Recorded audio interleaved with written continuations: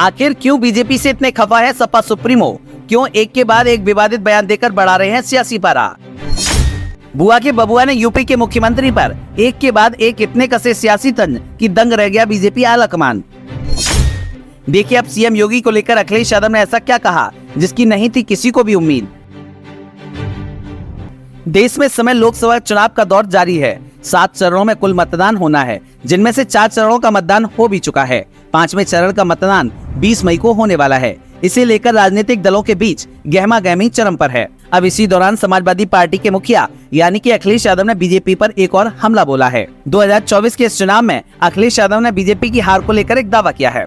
दरअसल बलरामपुर के छोटा परेड ग्राउंड में श्रावस्ती लोकसभा सीट से सपा प्रत्याशी के समर्थन में यूपी के पूर्व मुख्यमंत्री और सपा सुप्रीमो अखिलेश यादव एक चुनावी जनसभा को संबोधित करने पहुंचे थे।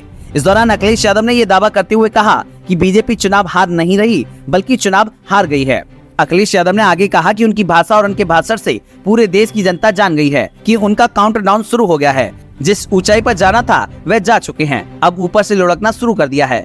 वह खुद स्वीकार कर रहे हैं कि 400 पार का मतलब 543 सीटों में 400 के बाद जितनी सीटें आती हैं उतनी ही सीटें जीतेंगे। वो खुद स्वीकार कर रहे हैं कि वह 143 से ज्यादा नहीं जीत पा रहे हैं। इस बार 140 सीटों के लिए भी तरस जाएंगे। सीएम योगी आदित्यनाथ को लेकर भी उन्होंने एक बड़ी बात कही है। अखिलेश यादव ने सरकार को घेरते हुए कहा कि 90% नौजवान बेरोजगार है। यहाँ हर परीक्षा का पेपर लीक हो गया है। पुलिस भर्ती का पेपर सरकार ने जानबूझकर लीक कराया है। अखिलेश यादव ने मुख्यमंत्री योगी आदित्यनाथ पर हमला बोलते हुए कहा कि वो प्यारे मोहन मुख्यमंत्री जी कुछ नहीं जानते हैं, शहंशाह जाने वाले हैं। शहंशाह को हटाने वाली जनता है जो हमारे साथ है। उन सबको कुछ ना कुछ लालच देकर अपने पाले में कर लिया। अगर हमारा भानुमति का कुनबा है तो आप भानुमति का कुनबा जोड़ रहे हैं। साथ ही अखिलेश यादव ने कहा कि ये पहला ऐसा राजनीतिक दल है जो नकारात्मक राजनीति करते करते अपने ही नैरेटिव में उलझ गया है। अखिलेश यादव ने बीजेपी को आड़े हाथ लेते हुए कहा कि याद रखे, बीजेपी के जो लोग गड्ढा दूसरों के लिए खोदते हैं वो एक दिन खुद उस गड्ढे में गिर जाते हैं। विपक्ष से प्रधानमंत्री के चेहरे पर बात करते हुए अखिलेश यादव ने कहा कि हमारे पास इतने चेहरे हैं कि हम उन चेहरों में से एक चेहरा तय कर लेंगे। अखिलेश यादव ने नोटबंदी और बैंकों के निजीकरण के मुद्दे पर भी हमला बोला।